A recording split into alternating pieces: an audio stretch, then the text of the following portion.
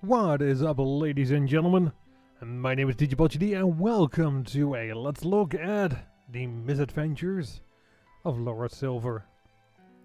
The Misadventures of Laura Silver is a story-driven visual novel kind of game with point-and-click and adventure elements. I described the game looks amazing. I've seen some pictures on Steam and boy, this game looks amazing. This game is set to be released on August 14th, so make sure to wishlist it on Steam. I'll leave a link in the description down below. And full disclosure, I have been given the key for this game for free by the developers, so even though I got this game for free, all opinions and all comments are of course my own. But let's just jump right into it. Let's start the game. Cooper, what is the name of the river in Pilsen? Radbuza, Miss Silver. That's the one. There were two fishermen on our boats fishing on that river. Then he noticed a corpse approaching them. How could a corpse approach them? If it is being dragged by the current. I see. Then the fisherman pulled the body over to the boat. It was a drowned man. While they were debating on what to do with it, the corpse suddenly came alive and attacked them. Look, this art style, this just looks so cool. One of the fishermen charged this being, only to be killed right after. The other fisherman jumped into the water, trying to escape. He couldn't though. The Vodnik caught up with him. Oh, and I forgot to tell you that this beast is the Vodnik. The one we are looking for. You should have told me earlier, Miss Silver. Anyway, the Vodnik pulled him underwater, and just as he was about to trap the fisherman's soul in one of his jars, the old man unseated his knife and stabbed the Vodnik. Who was this old man, Miss Silver? The fisherman. I see. The stab bewildered the Vodnik, and so the old man could run away. And this is how we were able to hear of the incident. Wait, he ran away underwater? Sorry to interrupt, Miss Silver, but should I turn right here? The car rocks as Cooper drives over a piece of stone. Excuse me if I'm being rude, but as far as I can see, you aren't looking at the map. I memorize it. Please continue your story, Miss Silver. I was wondering something, actually. What is it? I forgot what the Vodnik was supposed to store those guys' souls in. I thought you said jars. That was improvised. Oh. So he may store them in other things too. Like cups? Whatever they are, do you want me to explain further? Of course, Miss Silver. So, he's a mythical beast who kills people and stores their soul in cups or something. Plays the violin to lure people to him, like a siren, but with a violin. You also stated that he likes to craft his jars in the best way possible. We're dealing with an immortal sea spirit who is an artisan, then. You can say that. So, at first glance, this seems like just another story to scare children with. You can find a variation of it wherever you go, like Black Annis or the Great Vampire Carmilla. Black Annis used to scare me a lot. Anyway, in Czechoslovakia, you have a similar bedtime story, which is based on this sea monster. But our job isn't investigating a bedtime story. The Vodnik is as real as you and me. A few months ago, it attacked a fishing boat, you know. The details, even though it sounds rather hard to believe. Karat herself has talked to the other fishermen who witnessed the incident, so we can believe in the credibility of the source. Karat tasked Skoda with taking care of the issue, but there's been no proper report coming from him. She also stated that he would give us a detail about the mission. Do I wonder what kind of detail we are speaking of here? Skoda? Skoda from Foreign Affairs? I guess. When did Mr. Skoda get transferred here? He's been here for almost half a year. He's a man known for his laziness. I doubt they even tried working on the case. Mr. Skoda is a diligent man, Miss Silver. I disagree with your claim. Are we talking about the same Skoda? I can't exactly say that we have an abundance of employees. I believe there's only one Skoda working in the borough. Just to be sure, you're talking about Zivan Skoda, right? Yes. How do you know Skoda? We worked together in London for a while. Then it must be a different Zivan Skoda, surely. I don't recall Skoda as a likable person. Was he also a traffic policeman? No, we were working as security officers for the Labour Party conference. Which one? 2-3 years ago in Lancaster? Mr. Skoda was kind enough to show me the basics of the job. I got assigned to another department within weeks. I would like to work with Mr. Skoda again, though. You should be glad you didn't. Did you work with him before, Miss Silver? You can say that. Would you like to talk about it? Absolutely not. What did Karat tell you about the job? She told me to help you as much as I could. Yeah, okay. Is this your first job? You mean as a detective? He smiles and looks at me for a while, only to turn his eyes back to the road. I used to work as a traffic policeman before I was assigned here. I was waiting for a colonial assignment, but then I learned that I was assigned to Miss Casbro. So it's my first job as a detective, but it's not my first job as a police officer. A traffic policeman promoted to a detective? Interesting. I got my gun a few weeks ago. I didn't know we were working in one of the bureaus who got to carry guns. Do you know how to use it? I have completed the basic training. Thank God I haven't had a reason to fire it outside of the firing range. What was Karat's reason for recruiting Cooper, I wonder? Why do you ask? Then, can I assume you have no experience with paranormal incidents? I don't, Miss Silver. I take a glance at my list. It doesn't say anything about the Vodnik, except for his name. Even though I tried many times to make sense of the scribble, the name written here is unreadable. What are you looking at, Miss Silver? It'd take a long time to explain. I think we have the time. You know that we are doing a different job compared to Skoda's. He's a stationary officer in Czechoslovakia, while we are a mobile task force. Yes. I shake the list in my hand. And this list is our task. A list of beings I should take care of. There are ghosts, beasts, vampires, spirits, and many more in here. Did Miss Karat give you that? Well, no. Then who did? A being that grants wishes. Let's call him a semi-official affiliate. What kind of a being? He shouldn't know about this. It's best if I don't tell him anything else. Not one that you're familiar with. He doesn't answer.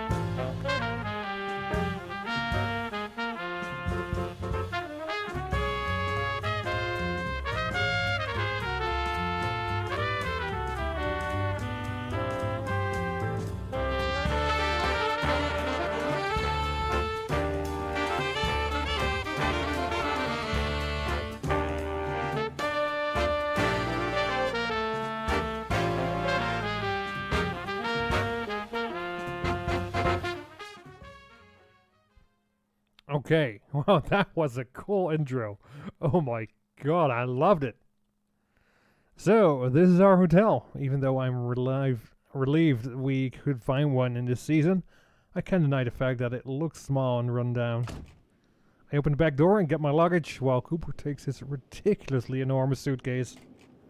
Maybe we shouldn't have dismissed how heavy the luggage would be when we decided to disguise ourselves as filmmakers. Shall we go in now?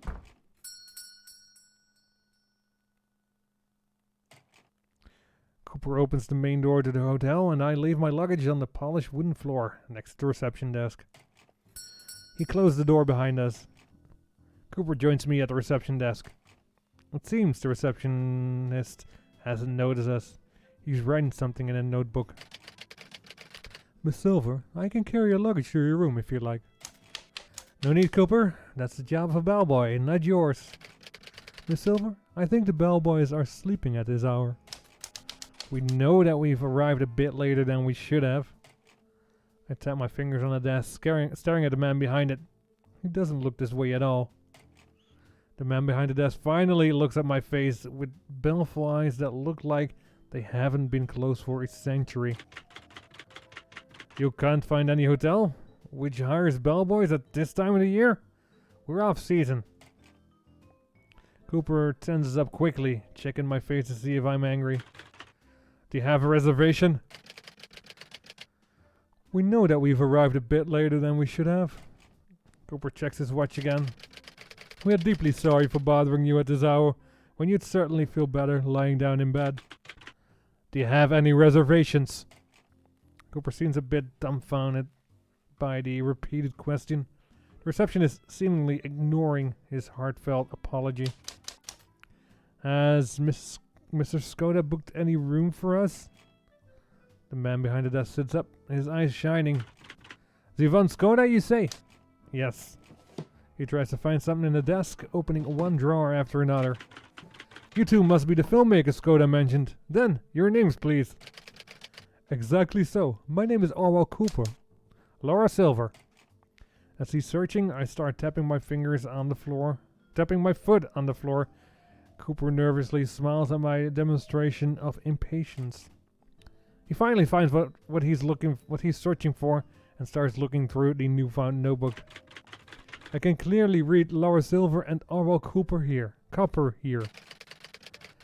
My last name is most likely mistook because I am working with a person blessed with the surname Silver. The man behind the desk shows us the notebook. Laura Silver and Orewell Cooper. He has also mistook my name, apparently.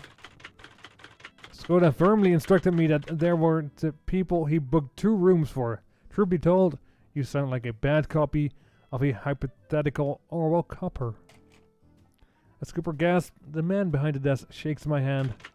Welcome to the hotel, Pavla, Miss Silver. I'm Jindrik Chalupnik. Nice to meet you. I nod while he hands me a room key. Wait, what about me? Looks like we'll have to wait until Mrs. Skoda clears this misunderstanding. Or you can admit that you're not the copper written here. Cooper looks at me, his expression as helpless as he could be. He probably wants to go to sleep during these wee hours of the morning. Miss Silver, aren't you going to say anything? Oh, this could be funny as hell. Yeah, let's do it. It's not my business. Miss Silver? One would expect a chief detective to be more careful about giving the right name, but life keeps surprising me in the best ways. This commotion is troublesome, but exploring the area until the morning might be an advantage. Mr. Cooper, if you were a co-worker of Mrs. Skoda, you'd understand his sensitivity about this issue. I'm starting to become suspicious of this man's suspicion. Cooper and I exchange looks. I point Chalupnik with my eyes, urging him to speak. It would be weird if he didn't defend himself. I understand, of course. However, I think you would also understand that my name is prone to being misspelled. Furthermore, Mr. Skoda wouldn't want his co-worker to be treated as a suspect. So can you please give me my keys, sir? Chalupnik stares at Cooper. Mr. Cooper. He squints. I can't let you in, no matter what you say. I can't believe this man is still resisting. At this point, I just want this conversation to end. We exchange looks again with Cooper. So, do cooperate and stay here until Skoda comes down in the morning. Cooper looks like he wants to reply, but he reluctantly nods. He has lost the battle of domination. I take my disappointment along with my suitcase and turn right towards the stairs. Miss Silver, I'll be back after I leave my suitcase. We can then continue our work. But it's 2 o'clock in the morning. So? Cooper stops talking to me, and his eyes locked on something behind. I hear footsteps approaching. Footsteps that are coming down the stairs. I turn to the right and see Skoda. He eyes us for a while, his expression not changing one bit. You woke me up. Skoda, are you implying that the walls here are thin? If you're going to brag about how your hotel has the most soundproof walls in all of Czechoslovakia, I'd rather not. It won't count as bragging if it's the truth, young man. Is he cranky because we woke him up? Though it would be troublesome if someone hears us talking about a job through these thin walls. Skoda, now that you're here, help us fix the problem with the copper man. Mr. Skoda, please tell Mr. Chalupnik that I am the person our boss mentioned in the telegram. He is the person our boss mentioned in the telegram. Okay. Chalupnik hands Cooper a room key and shakes his hand. Breakfast is at 8:30, and it'll be served on this floor. Isn't Skoda the only guest in the hotel? It's Hotel Pavla for you. We keep the hotel in top condition, even if only one person is staying at the hotel. I'm more of a resident than a customer, though. We've grown close to each other. Am I right, Mrs. Skoda? Yeah, surely. I'll be showing them their rooms then. Thank you. Follow me, Copper, Silver. It's Cooper, Mrs. Skoda. I'll keep that in mind. Pardon me.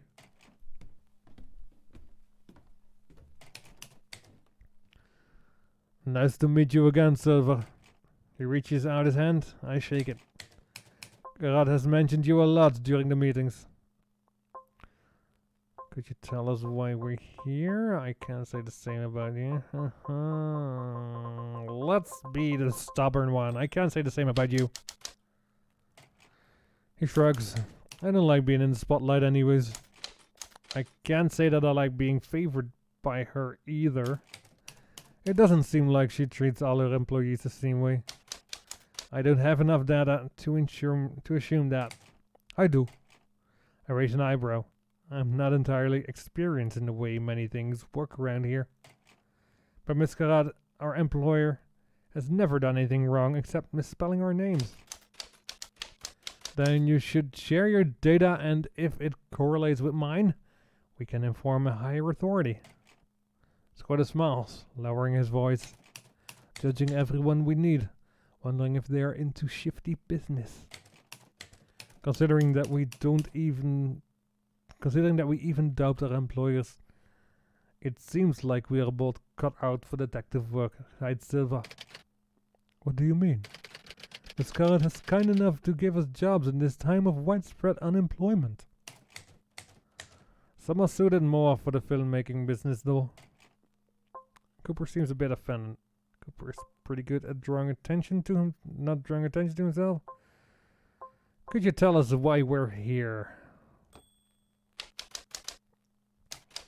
Karat wrote in her telegram that we're going to learn the detail of our investigation from you. Skoda hands me an envelope. The envelope is open. He didn't even bother to hide the fact that he has opened it before. I stare at him. He's being suspicious. Karat has written that you have some business with a weird man. Such indecency. You shouldn't open people's letter like that, Mrs. Skoda. Skoda smiles. There shouldn't be any secrets between the employees at the bureau. Make me wonder, why is Gerard sending you here and there for special cases? It's none of your business. I haven't received any information from the bureau about the Vodnik of Pilsen for 3 months, but Gerard sent me a letter to hand over to you. Isn't it odd? Why are you getting exclusive access to this information? I should be dealing with this man mentioned in the letter, not you. He's right. He's the one in charge of business in Czechoslovakia. Why would she want you to come all the way here? I don't understand that. Look, Skoda. Pull your gun out. What the hell? Do you know anything about the witch granter? Witch granter? Never heard of something like that. That's the reason why Carrot has sent me here. Huh. This is all I can say to you. You could have given me a better explanation. Did Carrot say anything about him in the letter? She didn't. Skoda looks the other way. It looks like he didn't expect me to answer like this. I'm still waiting for an explanation, Silver. I don't know if I'm allowed to say. I didn't even talk to Cooper about this, and he's my partner. You almost said assistant, didn't you? Look, Silver, you can't just brush my questions off like that. It doesn't eliminate any of my suspicions, whether it's about you or Karat. What are your suspicions? I think I already answered why she's sending me for special cases. I still don't know who the wish granter is supposed to be. It doesn't count as a proper answer. I have to ask Karat if I'm allowed to answer properly. I can send you a letter on the matter if she doesn't reply while I'm in Czechoslovakia. You know that she replies everything late. I don't think you are cooperating with me. Look, even though I'm angry because you opened my letter, I'm trying to be civil with you. I'm just trying to do my job. We're both working for the same bureau. You sound like you're lying. Maybe you have trust issues. You may be right. He pinches the bridge of his nose, then turns to Cooper. I didn't even welcome you properly. Skoda extended his hand to Cooper for a handshake. Nice to see you again, Cooper. Thank you for coming to get us, but it seems like we have disturbed you. You didn't do anything wrong. I'm probably the worst host you could ever get. I think I'd be worse. Silver, let's go to the post office tomorrow morning and send a telegram to Karat. Sure. I have a hard time waking up in the morning, but I'm sure I'll be awake by 9 a.m. We can wake you up if you want. I'm not an agreeable person when someone else wakes me up. I can imagine. He smiles. Before you make even more fun of me, I'll go to my room. Have a good night, Mrs. Skoda. You too, Cooper. Skoda goes inside his room. I hear the lock of the door shutting tightly. Mrs. Skoda is a good man after all. Nah. Cooper smiles. So, shall we look at the letter? I take the letter out of the envelope. My dearest Laura, I hope you are doing well in Pilsen. I got some information on Imelda Vodnik by a little trip to the Bureau's secret archives and some interrogation. Copies of the document I found are inside the envelope. I would love to hear from you at the end of your mission. Write me a report after you're done, alright? Don't strain your body and take care of yourself. Please try to sleep more, honey. Sincerely, Kat. Honey? No wonder why Skoda thinks I'm being pampered by Kat. You're not being pampered. I think she only wants you to take care of your health. You were going to continue your investigation during this wee hours of the morning, Miss Silver. I don't think that's a good idea. I can manage without sleep. It's an order from our employer that you shouldn't forget to sleep. It's not an order, it's a request. I shrug and open the other document. The Vodnik of Pilsen. The Vodnik appears as a humanoid beast with frog-like face and green hair with his body covered in algae and mud. His hands are webbed and his eyes are the colors red. Local drownings are said to be his work. After drowning people, he stores their souls in handmade cups. The one who saw him work on his cups have informed us about a collection. Type humanoid, threat level unknown. Habitat water, power can shapeshift into liquid form. Unmatched speed in water, used to be a toy maker. Okay. I fold the document and put it into my pocket. Miss Silver, we should let everyone in the hotel know that they should be wary when handling water. We should have asked Skoda if he told anyone about it. We still can. Oh, Knocks on Skoda door. Mr. Skoda, it's me, Cooper. Could you open the door, please? No answer. Mrs. Skoda, we have to ask you something. I haven't told anyone anything about the water issue. Leave me alone. Oh, alright. Have a good night, Mr. Skoda. So, Miss Silver, I'll let Mr. Chalupnik know. You seemed eager to go to bed, though. I'm sure safety is more important than 20 minutes of sleep. He smiles blankly. However, Miss Silver, you should go to your room and sleep while I'm on that. Even though I'll be in my room, I doubt that I'll be sleeping. Sure. I saw no need to disagree. Miss Silver, before I leave, tell me what your room number is. 102. Looks like your room is right next to Mrs. Skoda's. Yeah. Mine is 107, so I'll be right across. If you need anything in the middle of the night, you can knock on the door, Miss Silver. Wait, Cooper. Yes? What are you going to tell Chalupnik? I'll tell him that the water got infected and people advise us not to use a tap. That doesn't sound realistic. What should I tell him then? Maybe? Yes, Miss Silver? I think we should find a water tank and close the valves that are connected to the external pipes. If we tell Mr. Chalupnik that water is cut off in whole Pilsen, they won't check the water tank. What is it, Cooper? I don't know if it's right to barge into the boiler room of a building we just entered. It's for the safety of the hotel staff, so it's justified. Right. Now, do we know where the boiler room is? I think that we should search the ground floor or the basement, if possible.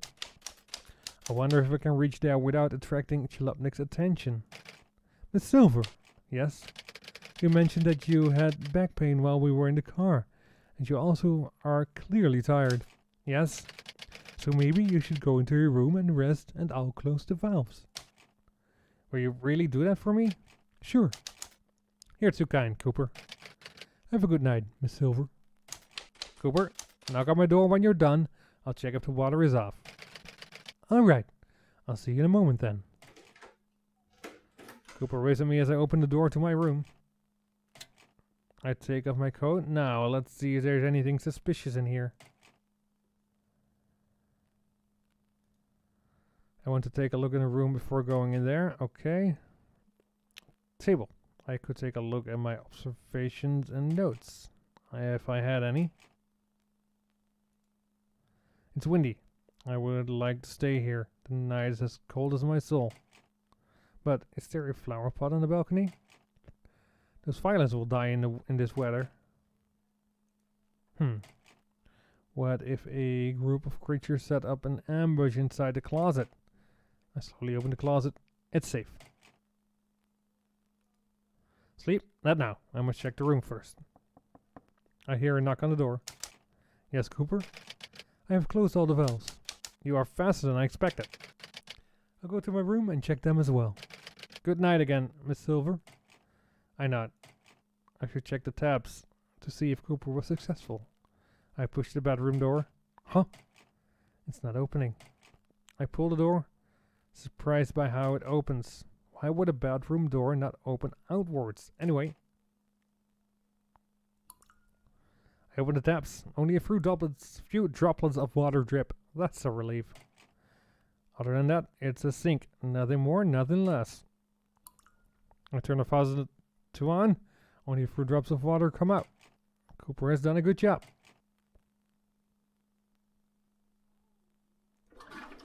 I did my business. By using a toilet flush, you have used our water resources that are already restricted, and you have guaranteed that you will die in a potential water shortage. Silver. Open the tap.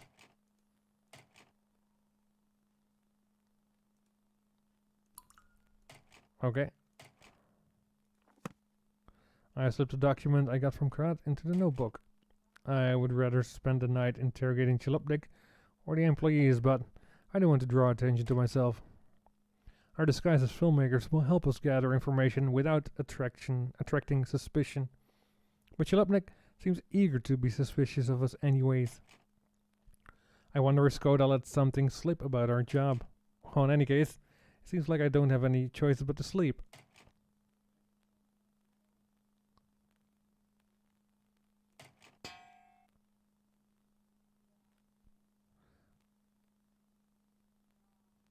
Okay, ladies and gentlemen, I think that's gonna be it for this first episode. I think it's an interesting game. Anyways, if you like what you see, The Misadventures of Laura Silver should be available on Steam on the 14th of August. As I mentioned before, I'll leave a link in the description down below, so check it out if you like what you see. And if you like my video, then make sure to leave a like. And if you haven't already, please subscribe to my channel for more Let's Tries. And why don't you join our Discord server? The link is in the description down below. Meet me and all the fun folks over there. Anyways, thank you all for watching, and I'll see you in the next episode. Bye bye.